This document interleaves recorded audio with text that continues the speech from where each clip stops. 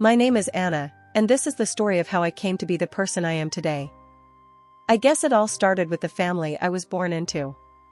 My dad, Michael, was a mechanic with big dreams for his car repair shops, and my mom, Sarah, well, she was mostly just along for the ride. From the day I was born, it was pretty clear that my dad wanted a boy. I remember hearing stories from my Aunt Emily about how Dad's face fell when he first held me. Not exactly the warm welcome you'd expect for a newborn. I wanted a son, Sarah. You know that, I overheard him grumbling one evening. My mom, always trying to smooth things over, would just nod and try to change the subject. But she's healthy, Michael, isn't that what matters, she'd say. When I was 5, my little brother Lucas was born. That was the day I saw my dad smile, a smile that reached his eyes, a rarity in those days. He was over the moon, passing out cigars to anyone who would take one. Finally, a real heir to carry on the business, he boasted to his friends at the shop. Life at home shifted dramatically with Lucas's arrival. All of a sudden, it was like I became invisible. My dad spent his days off teaching Lucas about tools and engines, even before the kid could walk properly. Meanwhile, I was pretty much left to my own devices. If it weren't for my grandparents and Aunt Emily, I don't know how I would have coped. They lived just a few houses down, and I was at their place more than I was at my own. Aunt Emily was another lifesaver. She didn't have kids of her own and seemed to get that life at my house wasn't exactly peachy. We'd spend afternoons at the park, and she'd listen to me ramble about school or whatever book I was reading. You know, kiddo, you're smarter than you think, she'd tell me as we walked home from the park. Don't let anyone, not even your dad, make you feel like you're second best. I clung to those words, especially on days when the difference in how my parents treated Lucas and me was blindingly obvious. Like that one time when my dad came home with a brand new bike for Lucas. I remember standing there, hoping maybe there was one for me too. Why would you need a bike, Anna? It's not like you go out much, Dad said with a shrug when he saw me eyeing the bike. I ran out of the house, tears stinging my eyes, straight to my grandma's. She was in her garden, as usual, and without a word, she opened her arms wide, and I buried my face in her apron.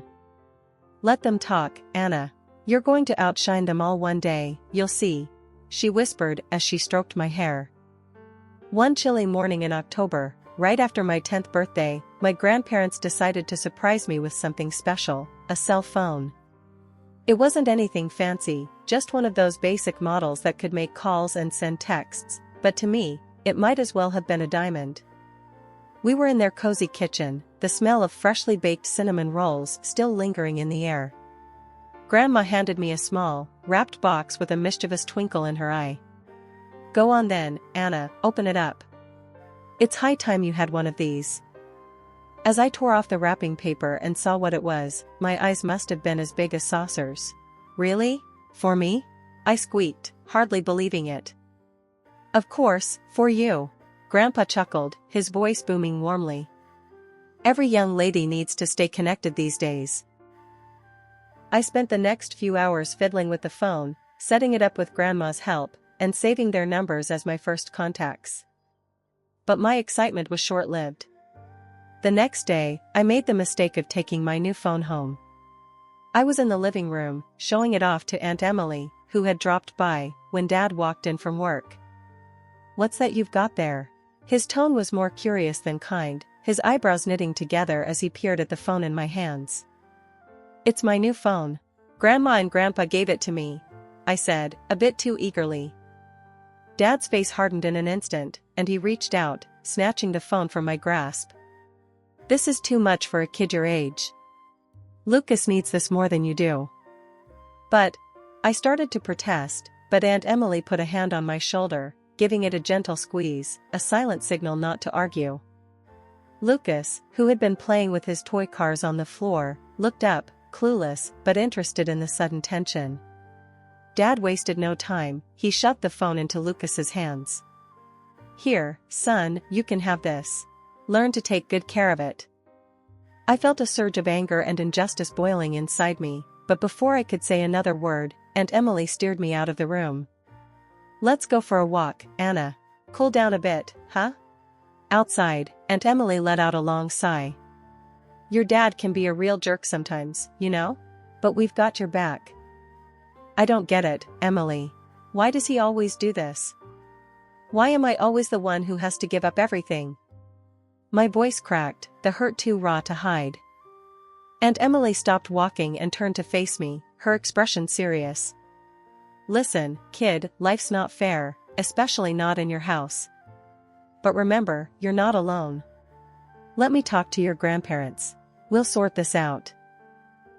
True to her word, Aunt Emily and my grandparents confronted Dad the following day. They didn't let up, arguing in hushed, tense tones in the dining room while I pretended not to listen from the stairs. Grandpa's voice was firm, a rare sternness to it. Michael, you had no right to take that phone from Anna. It was our gift to her, not yours to reassign to Lucas. Dad scoffed, dismissive as ever. Oh, come off it, Dad. It's just a phone. And Lucas is the one who needs it more. It's not about the phone, Mike. It's about respecting Anna and our choice to give her something. Grandma chimed in, her voice sharp with frustration. In the end, Dad grudgingly handed the phone back to me, his eyes avoiding mine. Here, take it. Just don't expect any more favors. Life has a way of throwing you curveballs, and mine came crashing down the autumn I turned 11. It was a day like any other. I was walking home from school, crunching the fallen leaves under my sneakers, when I noticed something off. The front door was open, and there were more cars parked outside our house than usual. As I walked in, the atmosphere hit me like a brick. My Aunt Emily was there, tears streaming down her face, while my parents stood off to the side, looking more annoyed than concerned. What's going on? I asked, dropping my school bag by the door. Anna, it's your grandparents, there's been an accident, Aunt Emily managed to say through sobs. A train accident, terrible thing, my dad added flatly, as if he was talking about a delayed delivery at his shop. The news shattered me. My grandparents weren't just family, they were my lifeline, the ones who made sure I felt loved when my own parents couldn't bother. Losing them felt like losing my entire world. The funeral was the hardest day. I remember standing there, the cold wind biting at my cheeks, listening to the murmurs of how tragic it was, how good they were, how unfair life could be. After the funeral, things moved quickly. My dad wasted no time. Emily, you need to clear out from their house. We're selling it. Need to cash in on the estate and settle things quickly, he said as we sat in the living room, still surrounded by condolence flowers. Aunt Emily, still raw from grief, looked at him like he was a stranger. Michael, can you hear yourself? Mom and Dad haven't even been gone a week, and you're already talking about money? Life goes on, Emily. We can't sit around and mope. There's a lot at stake. My mom chimed in, her voice cold and detached. That night, Aunt Emily packed up her things and moved into a small apartment just a few blocks from our house. She asked me to help her, probably to give me a break from the oppressive atmosphere at home. As we packed up her belongings, our conversation drifted to what was to come. Why are they so cold? How can they not care? I asked, frustration and sadness mingling in my voice. Some people just show their true colors at times like this, kiddo. But remember, you've got me. No matter what, I'm here, she assured me, pulling me into a hug. The loss of my grandparents was more than just an emotional blow, it changed my entire life setup. Suddenly, I was more of a maid than a daughter at home, cleaning and cooking because my mom decided it was time I learned to pull my weight. Aunt Emily's apartment became my refuge. It wasn't much, just a couple of small rooms, but it was filled with love and understanding, a stark contrast to the increasing coldness at my parents' house. I was still reeling from everything that had happened after losing my grandparents when life decided to throw me yet another curveball. It was a typical Friday afternoon. I had just come home from school, expecting to find the usual empty house until my parents and brother got back. But today, even the emptiness felt different, everything was too quiet, too still. I walked up to the front door and found it locked. My heart started pounding as I realized something was off. I rang the doorbell a few times, waited, but no answer. It wasn't long before Mrs. Jenkins, the nosy neighbor from across the street, came out. "Looking for your family, Anna?" she called out from her porch, her voice carrying a mix of concern and curiosity. "Yeah, do you know where they went?" I asked, trying to keep my voice steady. "Oh, they packed up some bags and drove off early this morning. Said something about a weekend trip. Didn't they tell you?" Her words hit me like a ton of bricks. "No, they didn't," I managed to say, feeling the sting of tears in my eyes. "How could they just leave me behind like that?" Mrs. Jenkins shook her head, muttering something about some parents before disappearing back into her house. I sat down on the front steps, not sure what to do or feel. The sky started to darken, and as the street lamps flickered on, the reality of my situation sunk in. I was truly alone. Hours must have passed before I finally stood up and made my way to Aunt Emily's apartment. The walk felt longer than usual, each step heavier with the weight of abandonment. When I finally got there and knocked, Aunt Emily opened the door almost immediately, worry etched all over her face. "What's wrong, Anna? What are you doing here so late?" she asked, pulling me inside. "Mom and Dad, they went away for the weekend. They locked the house and didn't tell me. I didn't know where else to go," I confessed, my voice breaking as the tears I'd held back started to flow. Aunt Emily's face hardened as she heard this, her usually warm eyes now sparking with anger. "They did what? That's it. I'm calling your father." She dialed the number, and after a few tense moments, Dad answered. I could only hear one side of the conversation, but Aunt Emily's tone was enough to tell me it wasn't going well. "Yes, Michael, your daughter, my niece, is here with me because you left her behind," she snapped into the phone. "No, this isn't just a little mistake. You can't just lock your child out and take off for the weekend." There was a pause as she listened to whatever excuse he was making up on the other end. "Well, if that's how you feel, then maybe Anna should just stay with me from now on." "Yeah, maybe that's for the best." She hung up before he could respond, her chest heaving with every angry breath. Then, turning to me, her expression softened. "You're staying here tonight, Anna. And as long as you need to. We'll figure this out together." Over the next few days, Aunt Emily made arrangements for me to stay with her permanently. My parents didn't object, perhaps out of indifference. Either way, it didn't matter to me anymore. Life with Aunt Emily was a breath of fresh air after everything that had happened.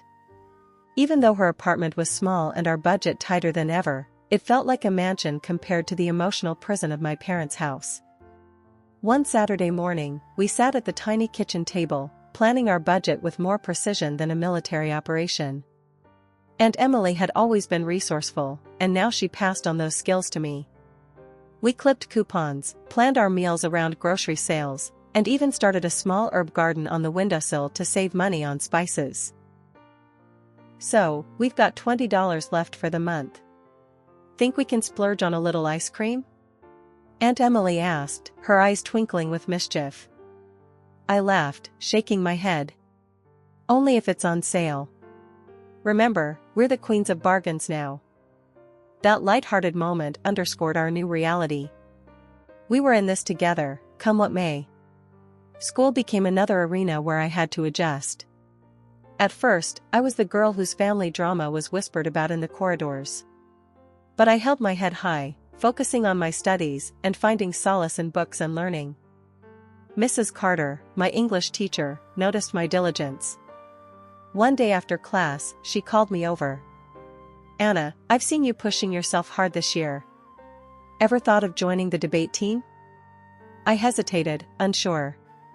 "I don't know, Mrs. Carter. I'm not sure I'd be any good at arguing." She smiled, her gaze kind but firm. "It's not just about arguing, Anna. It's about learning to stand up and speak out. Think about it." I did think about it, and with a nudge from Aunt Emily, I joined. Debate turned out to be more than just a club, it was a place where I could hone my voice, a skill I'd need more than I realized.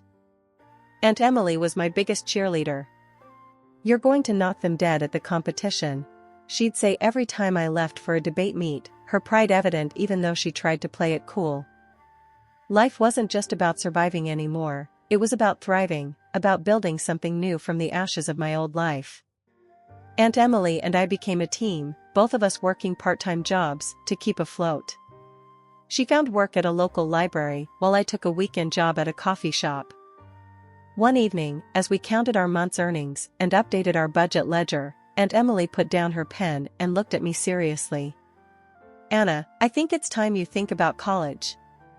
You've got the brains for it. We can make it work, somehow."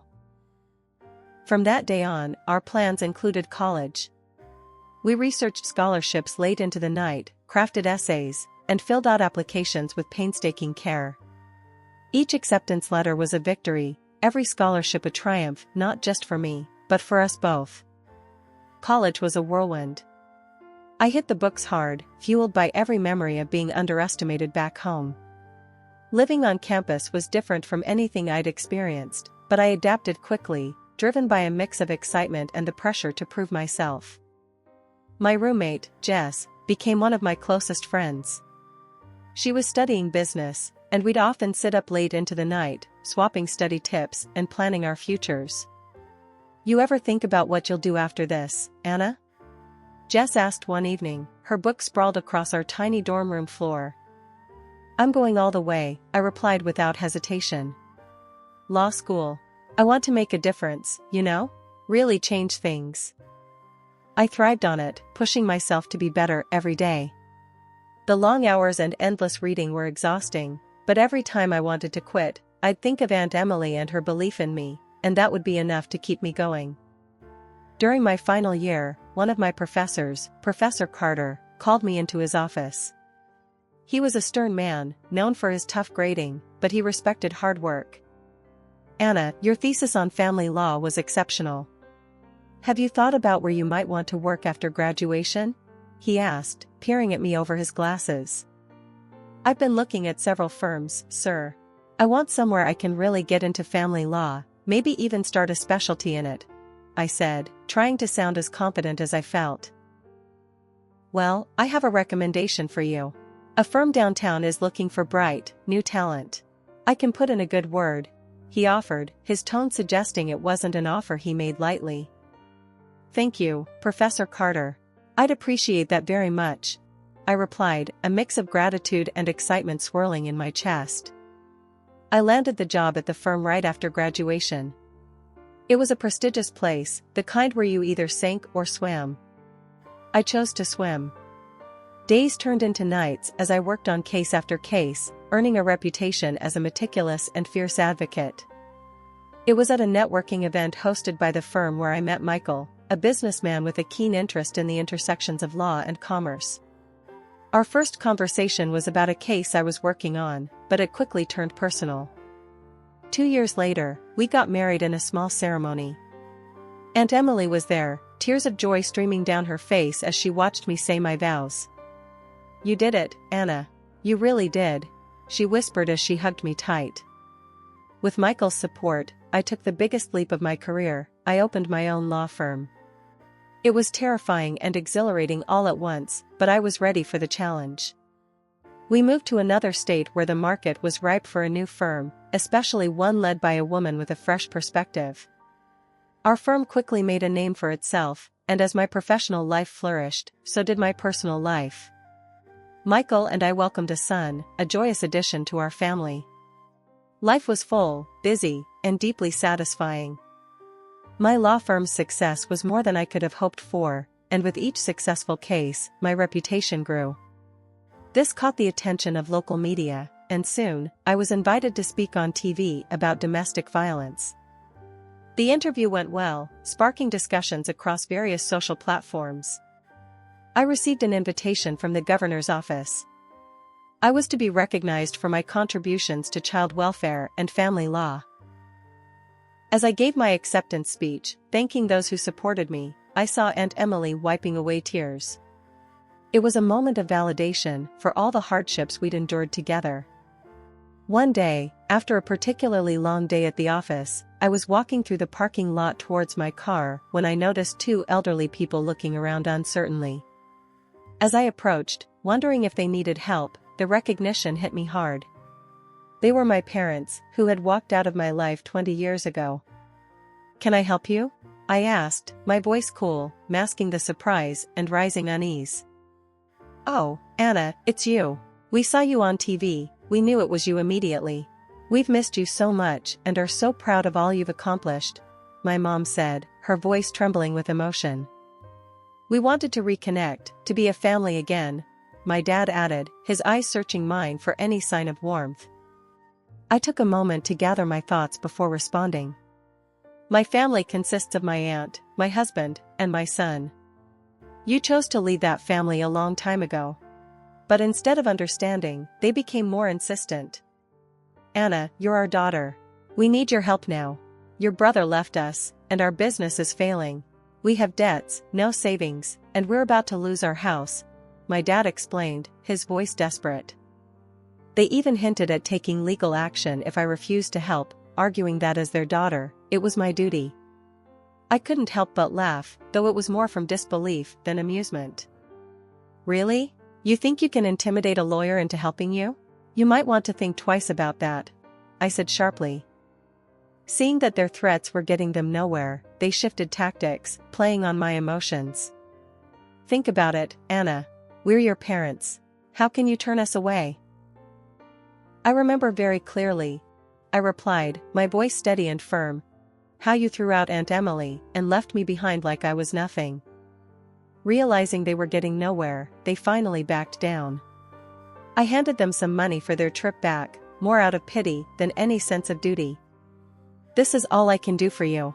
Please, don't contact me again." When I got home, I hugged Michael and our son a little tighter. Aunt Emily greeted me with her usual warm smile, and in that moment, I knew I had everything I needed. After meeting my parents, one question lingered in my mind: what had become of Lucas? I utilized my contacts in the police and political circles to track him down. It took weeks of inquiries and waiting, but finally, I got a lead. Lucas had turned his back on our father's dreams of him becoming a mechanic and instead, had embraced his passion for art, living in a distant artist's commune. I hesitated for a moment before calling him. "Hello?" His voice was cautious, tinged with a curiosity that echoed my own. "Lucas, it's Anna. Your sister," I said, my voice steadier than I felt. There was a pause, heavy with years of unsaid words. "Anna, wow, this is unexpected.